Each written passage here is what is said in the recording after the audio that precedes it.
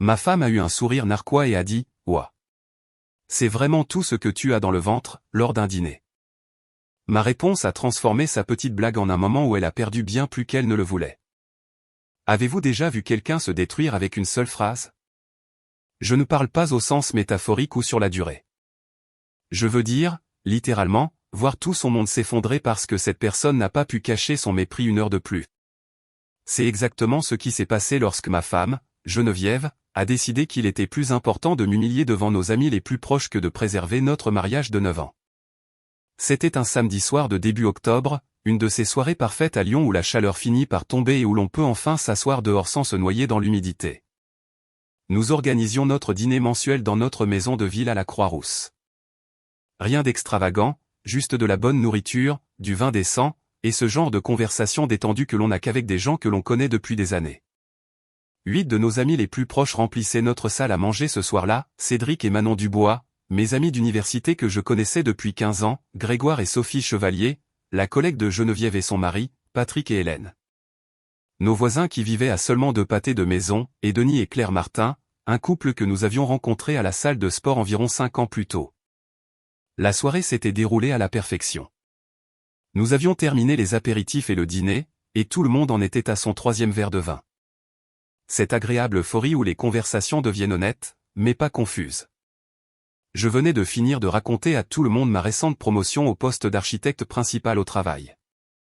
Le voyage à Marseille s'était bien passé, et j'étais vraiment enthousiaste à l'idée de diriger ma propre équipe. Geneviève était restée silencieuse pendant mon récit. J'ai remarqué qu'elle n'arrêtait pas de regarder son téléphone et de se resservir du vin, mais je n'y ai pas prêté plus d'attention.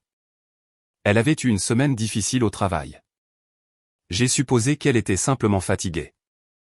La conversation a dérivé comme elle le fait toujours avec de bons amis et du bon vin. Cédric a commencé à raconter comment Manon et lui venaient de rénover leur sous-sol eux-mêmes, et Grégoire est intervenu avec une blague pleine d'autodérision sur le fait qu'il pouvait à peine accrocher un cadre sans engager quelqu'un. Patrick a ri. Pareil pour moi, mec. Hélène ne me laisse plus rien toucher depuis le désastre de la terrasse en 2023. Tout le monde a gloussé. C'était ce genre de taquinerie facile et confortable qui se produit entre des couples qui se connaissent bien. En fait, ai-je dit en prenant une gorgée de ma bière, j'ai enfin réparé ce robinet qui fuyait dans notre cuisine le week-end dernier et j'ai réinstallé les charnières de placard qui se desserraient. Cédric a levé son verre. C'est super, mec. On économise tellement d'argent en le faisant soi-même. C'est à ce moment-là que Geneviève s'est redressée. J'ai perçu le changement dans son énergie, mais je ne l'ai pas encore compris. J'aurais dû. Oh, je t'en prie, dit-elle, sa voix tranchant l'atmosphère chaleureuse comme de l'eau glacée. Soyons honnêtes. La table est devenue un peu plus silencieuse. Quelque chose dans son ton a capté l'attention de tout le monde. Que veux-tu dire, ai-je demandé, sincèrement confus. Geneviève s'est tournée pour me faire face directement, et j'ai vu quelque chose dans son expression qui m'a noué l'estomac. Ce n'était pas enjoué. C'était acéré. Le robinet, elle a fait des guillemets avec ses doigts. Tu l'as réparé. Oui, ai-je dit lentement, il ne fuit plus. Ça t'a pris 4 heures, dit-elle à toute la table, sa voix dégoulinant d'amusement.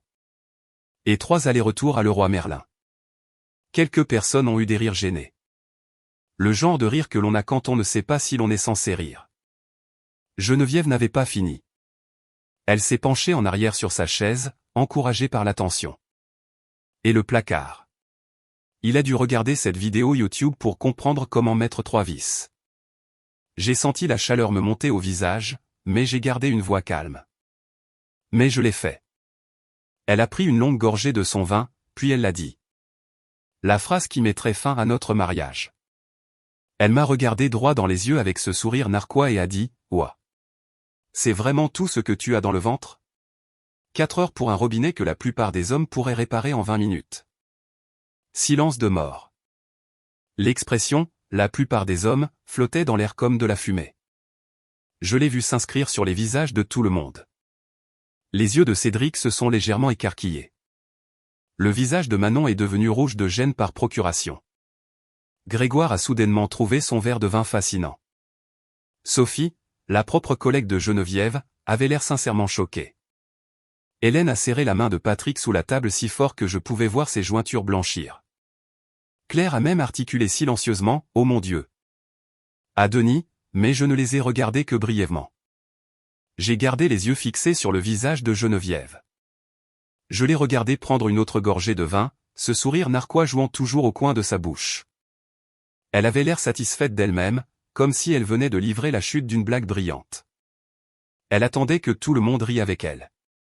Personne ne l'a fait. Le silence s'est étiré, encore et encore. C'est Grégoire qui s'est finalement éclairci la gorge et a dit « quelqu'un veut encore du vin ?» Geneviève a alors semblé remarquer la réaction, ou son absence. « Quoi ?» dit-elle en regardant autour de la table. « Je suis juste honnête. Nous sommes tous amis ici. » C'est là que je l'ai ressenti. Pas de l'embarras, pas de la peine, quelque chose de beaucoup plus froid et de beaucoup plus dangereux. La clarté. Il ne s'agissait pas d'un robinet. Il ne s'agissait même pas des vidéos YouTube ou des allers-retours à Leroy Merlin. Il s'agissait de ma promotion. Il s'agissait du fait que je partageais une bonne nouvelle, que je réussissais, que j'avais un moment où je n'étais pas la cible d'une blague. Et elle ne pouvait pas le supporter. « Tu as tout à fait raison, Geneviève », ai-je dit, ma voix calme et posée. Elle a semblé surprise par mon ton. Tout le monde a semblé surpris. Nous devrions toujours être honnêtes avec nos amis, ai-je continué. Le sourire a commencé à s'effacer de son visage. Quelque chose dans mon calme était clairement anormal pour elle. Ce n'était pas ma réaction habituelle. D'habitude, j'en aurais ri, peut-être fait une blague à mes propres dépens, fait avancer la conversation. Pas ce soir. Manon s'est soudainement levée. Oh, dis donc. Il est déjà 22h30 ? Nous avons une matinée chargée demain. Cédric était immédiatement sur ses pieds. Oui, nous devrions y aller. C'était comme regarder des dominos tomber. Grégoire et Sophie ont suivi. Longue route pour rentrer chez nous. Patrick et Hélène prenaient déjà leur manteau. Merci beaucoup pour le dîner. Denis et Claire ont été les derniers à sortir. Claire m'a serré dans ses bras à la porte plus longtemps que d'habitude et a chuchoté, c'était vraiment méchant. En 20 minutes, notre maison était vide. Il n'était que 21h45. La fête s'était clairement terminée plus tôt, et tout le monde savait pourquoi. Je suis resté à la porte après avoir accompagné le dernier couple. Cédric m'avait attrapé l'épaule et dit à voix basse, « Appelle-moi demain, d'accord ?» Le regard dans ses yeux n'était pas de la pitié. C'était pire. C'était de la reconnaissance. La reconnaissance que j'avais vécue dans un mensonge et qu'il l'avait vu se produire. Quand j'ai fermé la porte et que je me suis retourné, Geneviève était déjà dans la cuisine en train de ranger. Elle fredonnait, en fait. Fredonnant comme si elle avait passé une soirée parfaitement normale, comme si elle n'avait pas juste fait exploser notre mariage devant tous nos proches. Eh bien, c'était une belle soirée, dit-elle sans me regarder. Tout le monde a semblé s'amuser. Je suis resté là à la regarder charger le lave-vaisselle, et cette clarté froide dans ma poitrine s'est répandue dans tout mon corps. Elle pensait que c'était fini. Elle pensait qu'elle s'en était tirée. Elle pensait que j'étais le même homme qui ravalerait sa fierté et prétendrait que rien ne s'était passé. « Tu viens de m'humilier devant nos amis », ai-je dit. Elle s'est retournée, l'irritation commençant déjà à poindre dans son expression. « Oh, allez, Adrien. Ne sois pas si sensible. » Sensible ? Choix de mots intéressant. C'était une blague, dit-elle en se retournant vers la vaisselle. Tu prends toujours tout si au sérieux. Dis-moi ce qu'il y avait de drôle là-dedans. Elle s'est arrêtée. Quoi ? La blague ? Explique-moi la chute. Aide-moi à comprendre quelle partie était censée faire rire les gens. Tu réagis de manière excessive, dit-elle, mais il y avait une pointe d'agacement dans sa voix maintenant. Tout le monde sait que je plaisantais. J'ai sorti mon téléphone. Demandons l'heure. Tout son corps s'est tendu. N'ose même pas. Pourquoi pas ? Je l'ai regardé droit dans les yeux. Si c'était une blague si inoffensive, ils me diront que je réagis de manière excessive, non ? J'ai ouvert mes messages et j'ai commencé à écrire à Cédric. Salut mec, petite question. Le commentaire de Geneviève sur le robinet était-il juste une blague, ou cela t'a-t-il paru méchant ? Tu es ridicule, dit Geneviève, mais sa voix avait perdu une partie de sa confiance. Mon téléphone a vibré. La réponse de Cédric est arrivée en moins de 30 secondes. Mec, c'était brutal. Manon n'arrête pas d'en parler depuis qu'on est dans la voiture. Nous sommes tous les deux vraiment mal à l'aise avec la façon dont elle t'a parlé. Je lui ai montré l'écran. Son visage est devenu pâle.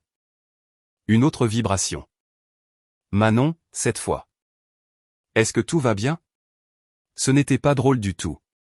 Elle t'a pratiquement traité d'incompétent devant tout le monde. Puis Grégoire.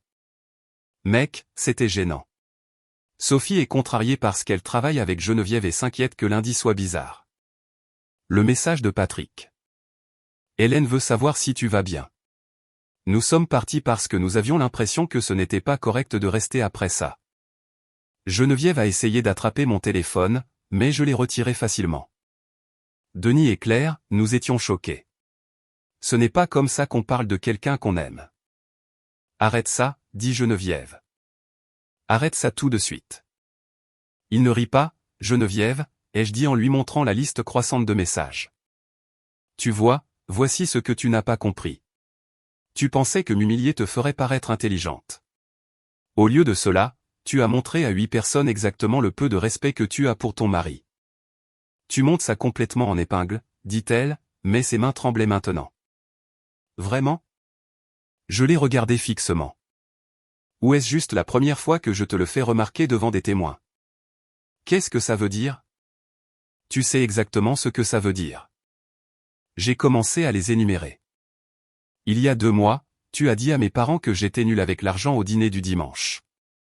Au barbecue de la fête nationale, tu as fait une blague sur le bateau que mon père a acheté devant la nouvelle petite amie de mon frère. Le 14 juillet, tu as commenté mes pathétiques talents de grillardin aux voisins. Le mois dernier, tu as publié sur Facebook ma tentative adorable d'assembler des meubles. À chaque exemple, son visage devenait plus pâle. J'ai laissé passer chacune de ces choses, ai-je continué. Je me suis dit que tu étais juste taquine, que c'était juste ton sens de l'humour. Mais ce n'est pas ça, n'est-ce pas? C'était des blagues. Non, les blagues sont drôles. Ce que tu fais, c'est un manque de respect systématique déguisé en humour. Je me suis approché. Et j'ai vu ton visage ce soir quand je parlais de ma promotion. Elle est devenue très immobile. Tu ne pouvais pas le supporter, n'est-ce pas? Moi obtenant de la reconnaissance, moi réussissant, moi ayant un moment qui ne tournait pas autour de toi. Ce n'est pas. Alors tu as dû me remettre à ma place. Tu as dû rappeler à tout le monde que je ne suis que ton mari incompétent qui a besoin de vidéos YouTube pour réparer un robinet. Le silence entre nous était différent maintenant. Plus lourd. Voici ce qui va se passer, ai-je dit, ma voix d'un calme mortel. Tu vas faire un sac ce soir. Tu vas rester ailleurs pendant que je décide de ce que je veux faire. Ses yeux se sont écarquillés. Quoi? Tu m'as entendu. C'est aussi ma maison, dit-elle, la colère remplaçant la peur dans sa voix. Tu ne peux pas me mettre dehors. Regarde-moi faire. Tu veux parler de ce que les hommes peuvent et ne peuvent pas faire? Discutons de ce que cet homme ne fera plus. Je n'accepterai plus le manque de respect dans ma propre maison.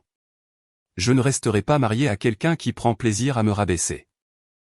Et je ne partagerai certainement pas un lit ce soir avec quelqu'un qui vient d'annoncer à nos amis qu'elle me trouve inadéquat. Elle m'a dévisagé comme si elle voyait un étranger. Tu ne peux pas être sérieux. Ai-je l'air de plaisanter? J'ai soutenu son regard.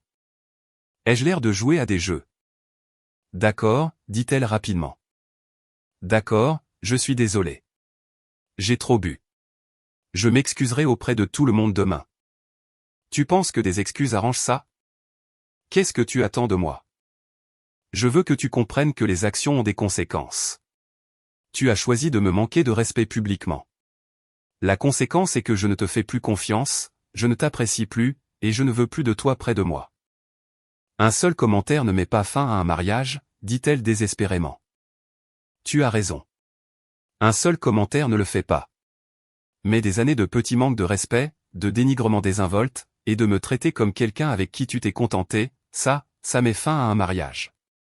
Ce soir, C'était juste le moment où tu l'as dit assez fort pour que tout le monde entende ce que je vivais. Je suis passé devant elle et je suis monté à l'étage. Elle m'a suivi. Adrien, s'il te plaît, parlons-en.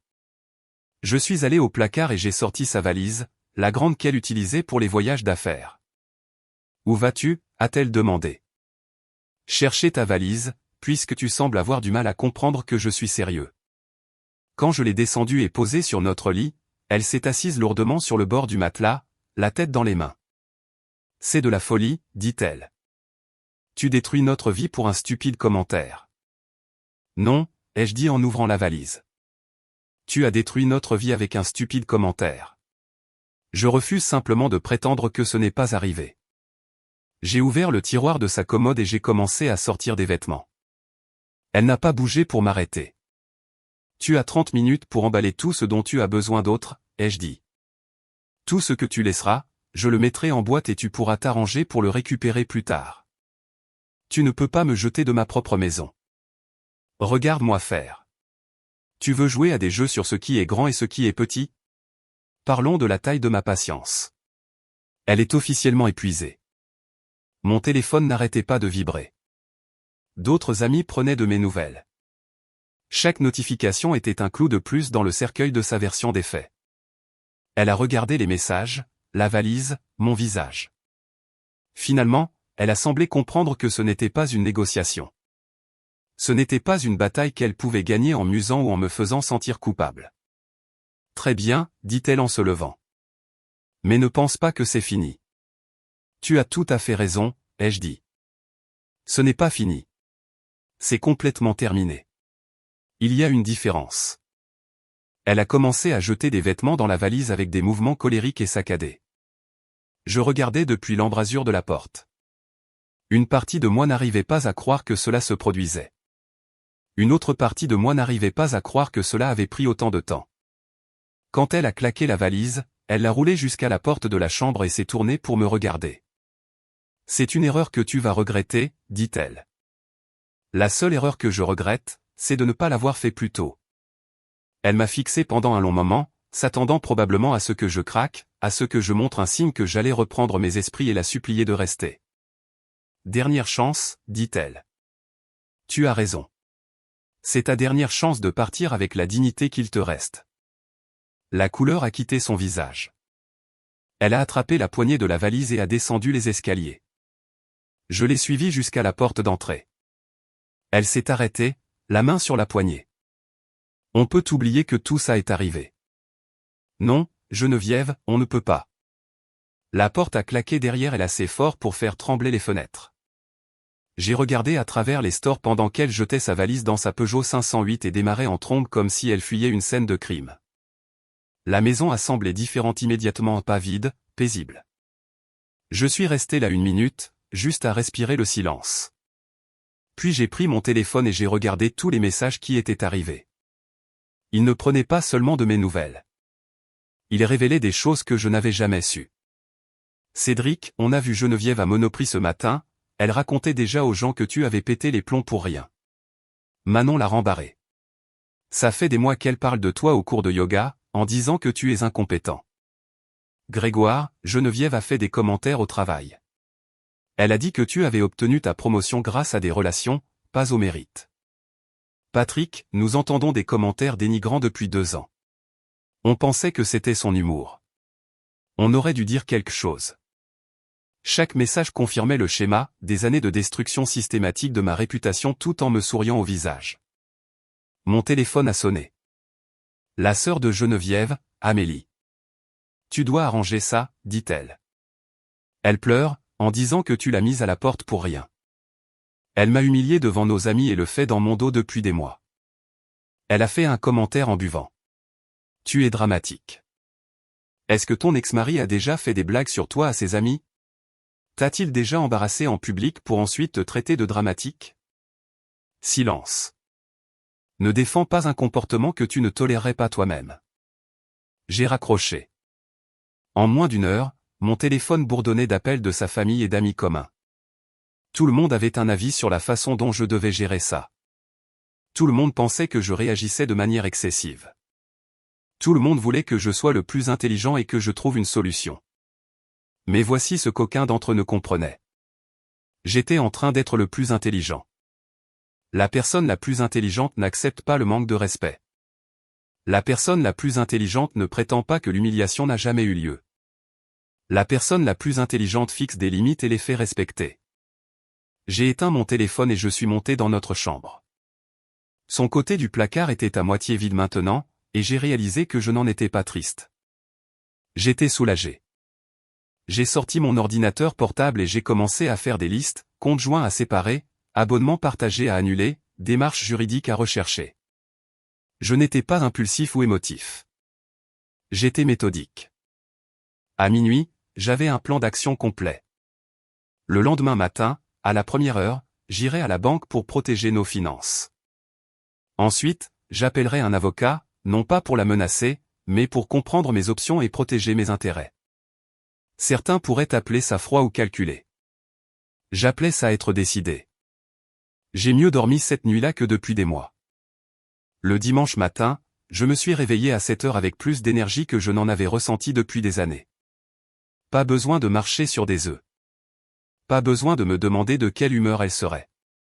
Pas besoin de me préparer au prochain compliment déguisé en insulte. À 9 heures, j'avais fait ma liste devant un café. Tout documenté. Sécuriser les finances. Consultation juridique. Informer les personnes clés avec des faits. Protéger ma réputation professionnelle. J'ai envoyé un message groupé à tous ceux qui étaient au dîner, sauf Geneviève. Salut tout le monde, merci d'être venu hier soir. Je veux aborder ce qui s'est passé. Le commentaire de Geneviève a dépassé les bornes pour moi. Je lui ai demandé de rester ailleurs pendant que je réfléchis aux prochaines étapes. J'apprécie que vous ayez tous reconnu à quel point c'était inapproprié. Pas besoin de choisir un camp. Je voulais juste vous tenir au courant de la situation. Les réponses sont arrivées rapidement. Cédric, nous te soutenons à 100%. Ce n'était pas correct. Et nous le lui avons dit quand nous l'avons vu à Monoprix ce matin. Attends, ils l'ont vu ce matin? Cédric a continué. Elle racontait aux gens que tu avais pété les plombs pour rien et que tu avais besoin d'une thérapie pour tes problèmes de colère. Manon a vite mis fin à ça. Elle lui a dit que nous étions tous là et que nous savions exactement ce qui s'était passé. Donc, elle réécrivait déjà l'histoire, me faisant déjà passer pour le méchant. Manon a ajouté son propre message, ça fait des mois qu'elle dit aux gens au cours de yoga que tu es incompétent à la maison. Je n'ai jamais rien dit parce que je pensais qu'elle se défoulait simplement. Je suis tellement désolé. Grégoire, Sophie est vraiment mal à l'aise. Geneviève est sa patronne et a fait des commentaires sur toi au travail. Elle a dit que tu avais obtenu ta promotion grâce à des relations, pas au mérite. Nous n'avions pas réalisé qu'elle était sérieuse. Chaque message était une autre pièce du puzzle. Elle ne m'avait pas seulement manqué de respect à la maison. Elle menait une campagne contre moi partout, son lieu de travail, son cours de yoga, nos amis. À 10 heures, j'étais à l'agence de la BNP Paribas sur la rue de la République. J'ai expliqué la situation à la directrice, une femme professionnelle dans la cinquantaine qui a hoché la tête comme si elle avait déjà vu ça. Je dois protéger mes finances, ai-je dit. Nous nous séparons. Bonne initiative, dit-elle à voix basse. Protégez-vous d'abord. Réglez les détails plus tard. Elle m'a aidé à retirer Geneviève de notre compte courant principal et à ouvrir un nouveau compte personnel.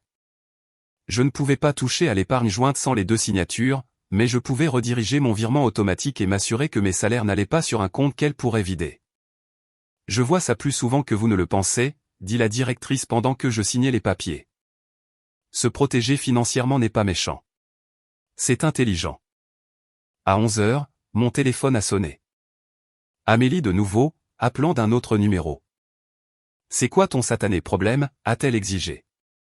Est-ce que Geneviève t'a dit ce qu'elle m'a réellement dit, ai-je demandé. Elle a fait une petite blague et tu as pété un câble. Voudrais-tu entendre ce que nos amis ont dit à ce sujet? Je me fiche de ce que. Elle dit du mal de moi depuis des années, Amélie. À ses collègues, à ses amis, à nos voisins. Hier soir, c'était juste la première fois que j'arrêtais de prétendre que c'était acceptable. Il y a eu une pause. Elle a dit, tu as des problèmes de colère. Je lui ai demandé de partir calmement. J'ai fait sa valise. Je n'ai pas haussé la voix une seule fois. Demande à Cédric et Manon. Ils l'ont vue ce matin et elle mentait déjà sur ce qui s'était passé. C'est ma sœur, et toi tu es ma femme qui vient de m'humilier publiquement. Lequel de nous deux penses-tu dit la vérité? Elle a raccroché. À 13h, j'ai reçu un message de Geneviève elle-même. Elle devait avoir emprunté le téléphone d'Amélie puisque j'avais bloqué son numéro. Je suis chez Amélie. Il faut qu'on parle. J'ai répondu. Nous devons parler, en effet. Par l'intermédiaire d'avocats. Tu ne peux pas être sérieux. Lundi matin, je consulte un avocat. Je te suggère de faire de même. Pour un seul commentaire. Pour des années de manque de respect dont je ne découvre que maintenant toute l'étendue. Cédric m'a raconté ce que tu as dit à Monoprix ce matin. Tu continues de le faire. J'étais contrarié. Tu mentais. Tu leur as dit que j'avais besoin d'une thérapie pour des problèmes de colère. Je t'ai calmement demandé de partir. Tu réécris l'histoire et j'ai 8 témoins qui connaissent la vérité. Pas de réponse pendant 3 heures. À 16h, elle a essayé d'appeler depuis le téléphone d'Amélie. J'ai répondu. S'il te plaît, dit-elle en pleurant. Peut-on juste parler face à face? Que reste-t-il à dire? Je t'aime. J'ai fait une erreur. Tu as fait un choix, Geneviève. Et tu l'as fait devant toutes les personnes qui comptent pour nous. Je ferai n'importe quoi. Une thérapie, tout ce que tu veux. Ce que je veux, c'est ne pas être marié à quelqu'un qui a si peu d'estime pour moi qu'elle l'annonce lors de dîner. C'est le vin qui parlait. Non, le vin ne crée pas les pensées. Il les révèle. Tu me trouves inadéquat. Apparemment, tu le penses depuis des années et tu l'as dit à tout le monde sauf à moi. Ce n'est pas vrai. Manon m'a parlé du cours de yoga. Grégoire m'a parlé de ton bureau. Tu as mené une campagne de relations publiques contre moi tout en dormant dans mon lit. Je me défoulais juste. Tout le monde se plaint de son conjoint. Il y a une différence entre se défouler et une diffamation systématique. Tu as franchi cette ligne il y a longtemps. J'ai raccroché et j'ai aussi bloqué le numéro d'Amélie. Le reste du dimanche, j'ai nettoyé la maison. Non pas parce qu'elle en avait besoin, mais parce que j'avais besoin de faire quelque chose de mes mains. Chaque fois que je trouvais quelque chose à elle, un livre sur la table basse, sa tasse préférée dans le placard, sa veste sur le porte-manteau, je le mettais dans une boîte près de la porte. Lundi matin, je suis allé travailler tôt. Mon premier arrêt a été les ressources humaines. Je voulais vous prévenir, ai-je dit à la directrice, une femme vive d'esprit nommée Pascal, que j'avais toujours respectée. Ma femme et moi nous séparons. Elle travaille dans une entreprise concurrente dans le marketing. Je voulais que vous soyez au courant au cas où elle essaierait de diffuser de fausses informations. L'expression de Pascal a changé pour un mélange d'inquiétude et d'appréciation. J'apprécie que vous nous en informiez. Puis-je être honnête avec vous? Je vous en prie. Nous avons en fait eu quelques inquiétudes, dit-elle prudemment. Mon estomac s'est noué. Quel genre d'inquiétude? Nous avons entendu par des canaux de réseautage que quelqu'un remettait en question la façon dont vous aviez obtenu votre promotion, suggérant qu'il s'agissait de favoritisme plutôt que de mérite. J'ai fermé les yeux. Laissez-moi deviner, la source était liée à l'entreprise de Geneviève. Nous ne savions pas que c'était votre femme à l'époque, dit Pascal. Mais oui. Cela rend les choses encore pires. Nous avons passé les 30 minutes suivantes à tout documenter. Elle m'a assuré que cela n'affecterait pas ma position, Bushi wanted everything on record in case Jennifer tried to escalate. Au déjeuner, Grégoire m'a envoyé un message, Sophie vient de me dire que Geneviève s'est déclarée malade aujourd'hui. Puis un autre message, apparemment, son patron a entendu parler de samedi soir. Quelqu'un du dîner connaît quelqu'un dans son entreprise. La communauté du marketing de Lyon est petite. Je suis resté assis à mon bureau en y pensant. Lyon était vraiment une petite ville en ce qui concerne les cercles professionnels. Tout le monde connaissait tout le monde, ce qui signifiait que le comportement de Geneviève à ce dîner n'était pas resté privé. Il ne le pouvait pas. Pas avec 8 témoins qui avaient tout leur propre réseau professionnel.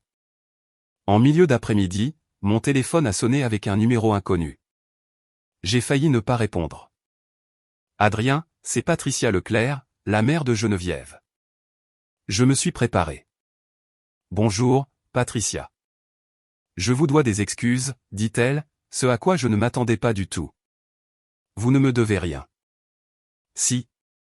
Je l'ai mieux élevée que ça. Ce qu'elle vous a fait, la façon dont elle a parlé de vous. Ce n'est pas la femme que je pensais avoir élevée. Je suis resté silencieux, ne sachant pas quoi dire. Je l'ai appelée après avoir vu des messages d'amis communs, a continué Patricia. Je lui ai demandé si ce qui s'était passé était vrai. Elle n'a pas pu le nier. Elle n'arrêtait pas de dire que vous étiez trop sensible. Je suis désolé que cela affecte votre famille, ai-je dit. Ne vous excusez pas. C'est vous qui avez été lésé. Je veux juste que vous sachiez que nous ne défendons pas tous son comportement. Certaines actions ne méritent pas d'être défendues. Après avoir raccroché, je suis resté assis là pendant un long moment. Même la propre mère de Geneviève pouvait voir que ce qu'elle avait fait était mal. À 15 heures, j'ai eu ma consultation avec maître Richard Brunier, un avocat en droit de la famille avec un bureau sur la presqu'île. J'ai tout apporté, une chronologie des événements, des messages textes imprimés, la documentation de ces fausses déclarations. Maître Brunier a tout examiné avec un intérêt croissant. C'est l'un des dossiers les plus organisés que j'ai vus, dit-il. Je suis architecte logiciel. La documentation, c'est ce que je fais. Il a souri légèrement. En France, le divorce par consentement mutuel est une option, mais ce schéma de comportement soutient fortement votre position. La bonne nouvelle est que, compte tenu de la nature publique de ses actions et des implications professionnelles, je pense qu'elle voudra régler ça rapidement. Pourquoi ? Parce que si cela va au tribunal, tout ceci devient public. Son employeur, ses collègues, son réseau professionnel, tout le monde verra toute l'étendue de son comportement. Elle voudra que ce soit discret. Nous avons discuté du processus. La loi française exigeait une séparation de 12 mois pour certains types de divorce, mais nous pouvions opter pour un consentement mutuel avec un accord de règlement et éviter entièrement la période d'attente. Compte tenu de ce que vous avez décrit, je recommanderais de pousser pour un consentement mutuel, a dit maître Brunier. Elle voudra que ce soit terminé rapidement. Utilisez cela à votre avantage. J'ai payé les honoraires et je suis reparti avec des devoirs, une liste complète de tous nos actifs, dettes et comptes communs. Ce soir-là, Manon a publié quelque chose sur Facebook. Elle n'avait pas demandé ma permission, mais cela ne me dérangeait pas. Parfois, vous êtes témoin de quelque chose qui vous fait réévaluer ce que vous pensiez savoir des gens. La cruauté déguisée en humour n'est pas drôle. C'est juste de la cruauté. Fier des gens qui refusent d'accepter le manque de respect, même de la part de ceux qu'ils aiment. Elle n'a pas donné de nom. Elle n'en avait pas besoin. En 1 heure, la publication avait 89 j'aime et 34 commentaires. Des gens partageant leurs propres histoires d'humiliation publique par leurs partenaires, des amis exprimant leur soutien.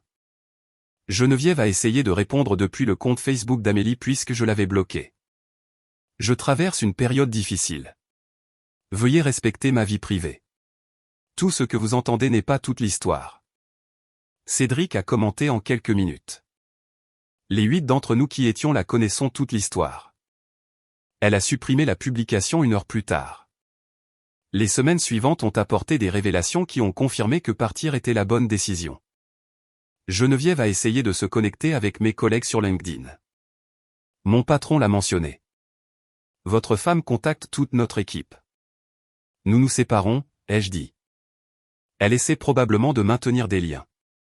Il m'a jeté un regard. Ou de recueillir des informations. Soyez prudent. Elle a commencé une thérapie, s'assurant que je le sache par les messages d'Amélie. Mon thérapeute dit que vous n'êtes pas raisonnable. Je n'ai pas répondu. Son amie d'université, Mathilde, m'a appelé. Elle a du mal, mais ensuite elle en a ri. Elle a dit que tu es dramatique. Ça m'a mis mal à l'aise. Rien dans tout ça ne semble drôle. Une autre fissure dans le système de soutien de Geneviève. 3 semaines après le dîner, Sophie a demandé un transfert dans une autre équipe de son entreprise. Elle a dit à Grégoire que c'était parce qu'elle ne pouvait plus travailler sous la direction de Geneviève. Tout ce que tu as dit m'a fait voir son style de gestion différemment, lui a dit Sophie. Elle ne se contente pas de te saper. Elle fait des blagues sur la compétence de tout le monde. C'est son schéma. Apparemment, les ressources humaines de l'entreprise de Geneviève y prêtaient désormais attention. 4 semaines plus tard, Geneviève s'est présentée à la maison. Elle avait toujours sa clé.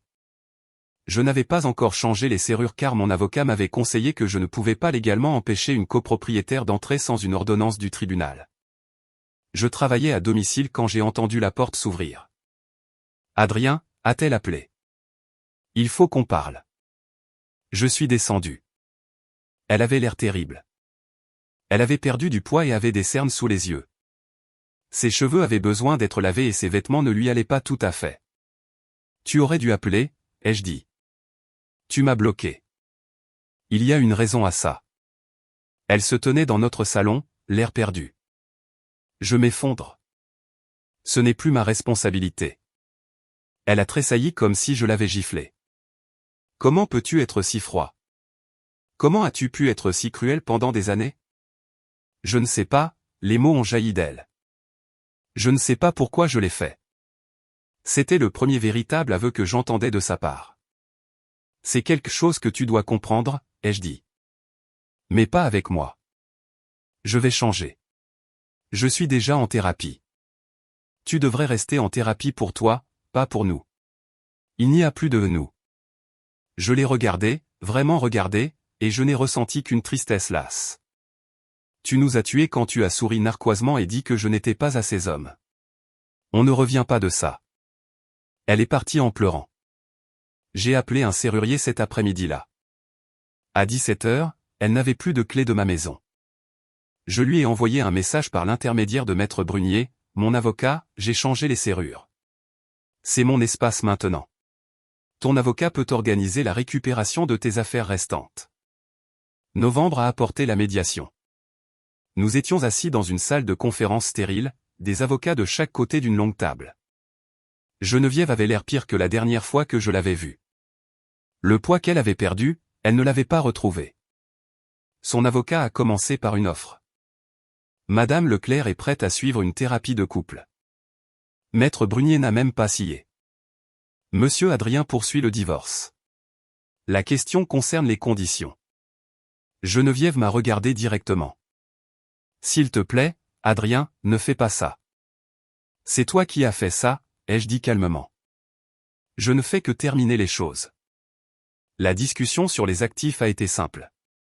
La maison de ville à la Croix-Rousse que nous avions achetée en 2018 pour 400 000 € valait maintenant environ 550 000 €. Nous avions 65 000 € d'épargne commune. Mon plan d'épargne retraite avait 170 000 €. Le sien en avait 90 000. 2 voitures, pas d'enfants. Heureusement. J'ai fait mon offre. Je garde la maison et je la dédommage à la valeur marchande actuelle. Partage à 50-50 de l'épargne. Chacun garde ses propres comptes de retraite. Chacun garde sa propre voiture. Je lui paierai 15 000 € pour clore rapidement cette affaire.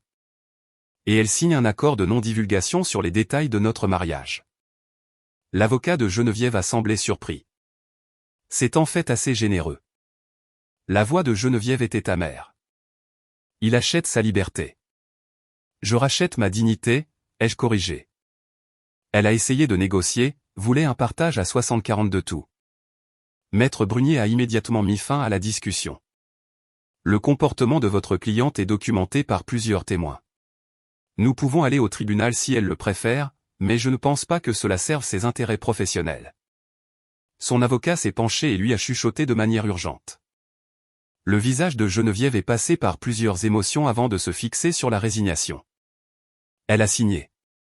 Le 20 décembre. Nous nous tenions devant un juge au tribunal de grande instance de Lyon. Les 2 parties consentaient à la dissolution du mariage, a demandé le juge. Oui, dit Geneviève à voix basse. Oui, ai-je dit. Mariage dissous. Bonne chance à vous deux. 11 semaines entre l'incident et le décret final. Un des divorces les plus rapides jamais enregistrés, selon le greffier. Dehors, sur les marches du palais de justice, Geneviève a essayé une dernière fois. J'espère que tu es heureux, dit-elle. Je le serai, un jour. Étais-je vraiment si terrible que ça? J'y ai réfléchi honnêtement. Tu as été terrible avec moi, et tu l'as fait avec le sourire. Je n'ai jamais cessé de t'aimer. Tu ne m'as jamais vraiment respecté, ai-je dit. L'amour sans respect n'est que de la possession. Je suis parti sans me retourner. En mars, 6 mois après ce dîner, ma vie était complètement différente.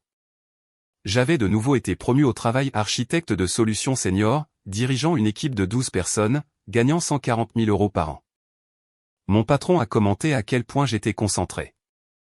Sans le stress constant à la maison, je peux réellement me concentrer, lui ai-je dit. Cédric et Manon m'invitaient à tout maintenant.